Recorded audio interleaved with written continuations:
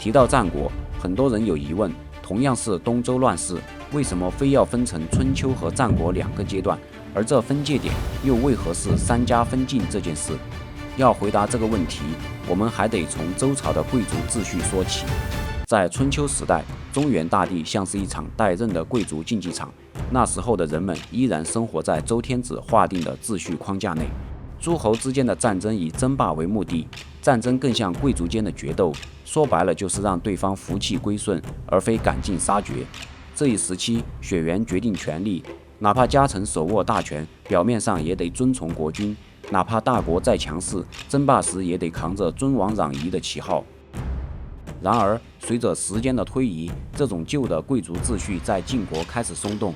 自晋文公设立三公六卿起，六卿逐步架空晋国，牢牢掌控了晋国的军政大权。到了春秋末年，晋国君主早已沦为傀儡，对韩、赵、魏、智、范、中行六家毫无约束力。六家为了争夺权力和土地，刀兵相向。范氏与中行氏率先出局，剩余四家之中，智氏势力最强，成为晋国的实际掌控者。智伯瑶掌权后愈发强势，强行胁迫韩魏两家割让领地，两家敢怒不敢言。可当他将贪婪的目光投向赵氏时，却遭到拒绝。被拒绝的智伯瑶怒不可遏，立刻拉上韩魏两家，合兵围攻赵氏根据地晋阳，企图一举攻灭赵氏。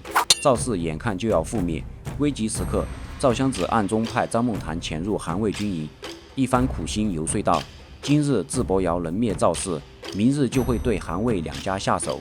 于是韩魏最终选择倒戈，与赵氏联手突袭智氏，智伯瑶被杀。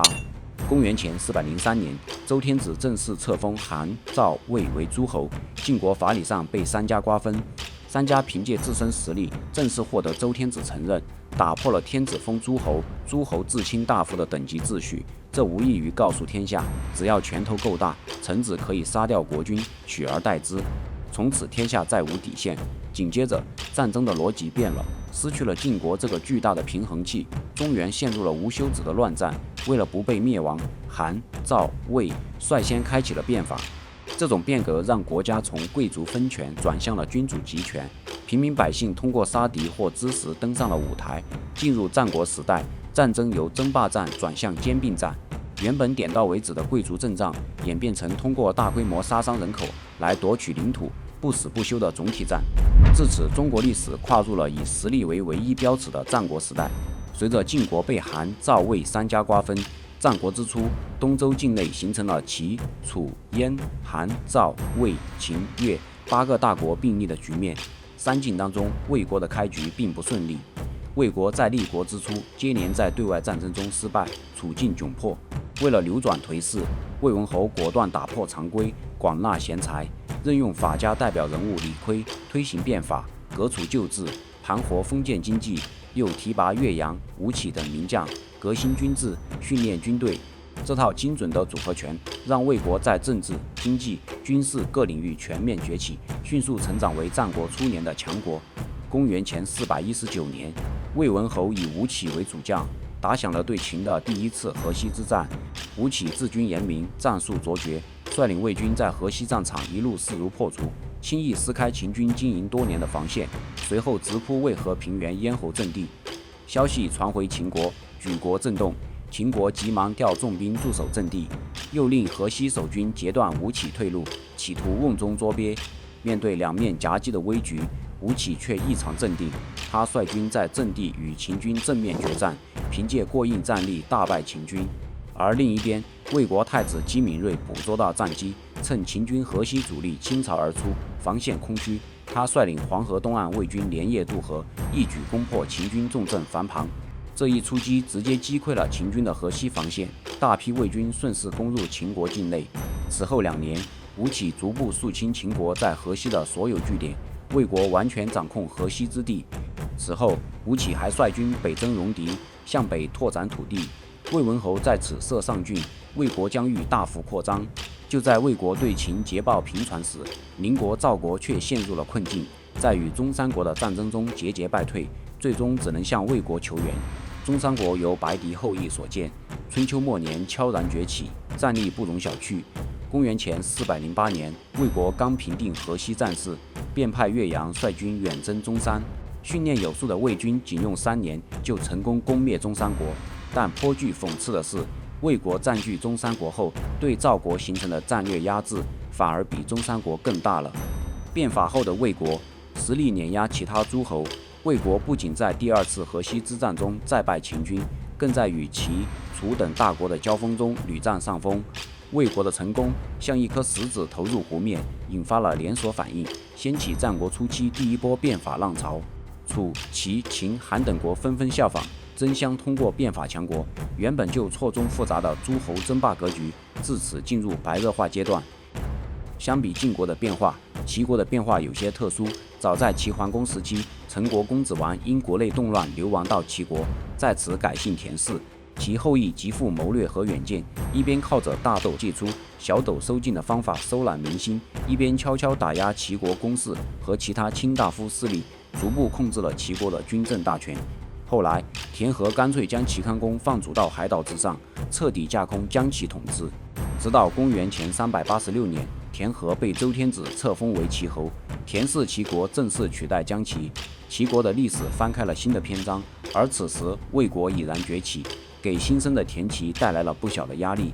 公元前356年，齐威王任用周忌等人推行改革，对内整顿吏治，对外发展经济，硬生生把齐国打造成了富甲一方的强国，其实力仅次于魏国，成为东方举足轻重的力量。与此同时，西方的秦国也经历着一场巨变。秦穆公当年称霸西戎后，秦国国力便一路下滑，到了战国初年，又在2次河西之战中不敌魏国，被夺走了战略要地河西之地，处境岌岌可危。这种颓势直到秦献公、秦孝公时期才逐渐扭转。公元前356年起，秦孝公先后任命商鞅推行2次变法，废井田、讲耕战、民法度，让秦国发生了脱胎换骨的变化，从一个边陲弱国一跃成为能与齐、魏抗衡的西方强国，为日后东出争霸奠定了根基。齐、秦2国一东一西快速崛起，夹在中间的魏国可就坐不住了。虽说魏国仍是当时的头号强国，但它国土分散，地处中原腹地，四面受敌的地缘劣势十分明显。公元前354年，赵国主动挑衅，攻打了魏国的保护国魏国。魏惠王当即派庞涓为将，联合宋魏2国出兵围攻赵国都城邯郸。赵国危在旦夕，急忙向齐国求援。齐国内部一番争论后，定下了坐山观虎斗的计策，先让魏赵2军相互消耗，等魏军疲惫不堪时再出兵。于是到了第2年，齐威王才任命田忌为主帅，孙膑为军师，率领齐军主力驰援赵国。孙膑一眼就看穿了战局，关键魏国长期攻赵，主力进出，国内空虚，与其直奔邯郸硬拼，不如声东击西，围魏救赵，直捣魏国都城大梁，逼魏军回师救援。而齐国出兵后，原本依附魏国的宋魏2国也见风使舵，倒向了齐国。随后齐军兵分2路，一路联合宋魏军队进攻魏国襄陵，另一路则直指魏都大梁。为了迷惑魏军，孙膑特意让淄博、高唐2地的守军去佯攻防守严密的平陵。这平陵易守难攻，齐军强攻自然失利，成功让魏国将领误以为齐军指挥无能，不堪一击。紧接着，孙膑又派轻装战车直奔大梁城郊，故意激怒魏军。此时魏军刚攻破邯郸，还没来得及休整，庞涓便急忙率领主力回援大梁。而孙膑早已率领齐军主力在庞涓回师的必经之路桂林设下埋伏，一举击溃魏军先锋，还生擒了庞涓。就在魏国在东线疲于奔命时，秦国也趁机发难，出兵攻打魏国西部，先后攻占邵梁、安邑、固阳等地，魏国瞬间陷入2面夹击的困境。但瘦死的骆驼比马大，魏国毕竟是老牌强国，并未因桂林之战一蹶不振。这一战并没有击溃魏军主力，齐军也没真正进攻大梁，赵都邯郸依旧被魏军掌控。公元前352年，魏惠王联合韩国出兵，击败了包围襄陵的齐、宋、魏联军，齐国被迫求和。庞涓之后也被魏国赎回。第2年，魏惠王以归还邯郸为条件，逼迫赵国与其结盟。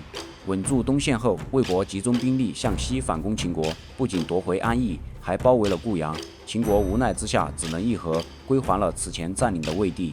公元前344年，魏惠王在冯泽召开诸侯会盟，魏国的强盛之势得以暂时维持。可好景不长，仅仅2年后，因为韩国拒绝出席冯泽之会，还转而投靠齐国，魏惠王大怒，派军进攻韩国，在南梁大败韩军。走投无路的韩国再次向齐国求救，于是围魏救韩的战役正式打响。等到魏韩两国打得精疲力尽时，齐威王再次派田忌、孙膑率军伐魏救韩。孙膑故技重施，率军直奔大梁，再次点中魏国的死穴。眼见即将攻克韩国，却又被齐国搅局，魏惠王怒不可遏，决定集中力量教训齐国。他火速撤回攻韩军队，命太子申和庞涓共同领兵，直奔齐军而来。孙膑早已摸清庞涓的性格，既蔑视齐军，又急于报桂林之仇，于是定下减赵之计，故意营造齐军士卒大批逃亡的假象。他还提前在马陵利用险要地形，挑选1万名散射的弓箭手埋伏在道路两侧，约定夜间以火光为号，万箭齐发。又让人剥去路旁一棵大树的树皮，在树干上写下“庞涓死于此树之下”8个大字。庞涓率军追击齐军数日，见齐军步步退却，还每天都在减少军兆，便武断地认为齐军斗志涣散，逃亡过半。他心急冒进，丢下步兵主力，只率骑兵精锐，昼夜兼程追击，一路追到了马陵。此时天色已黑，庞涓看到剥皮的树干上有字迹，却模糊不清，便命人点起火把照明。火光刚起，齐军的弓箭就如暴雨般倾泻而下，魏军毫无防备，瞬间溃不成军。庞涓自穷力竭，见败局已定，愤愧之下拔剑自杀。齐军乘胜反攻，大败魏军主力，歼敌8万，还俘虏了魏军主帅太子申。经此一役，魏国元气大伤。马陵之战后，魏国陷入被动，齐、赵、秦3国趁机轮番攻魏。此时的秦国经过商鞅变法，早已今非昔比。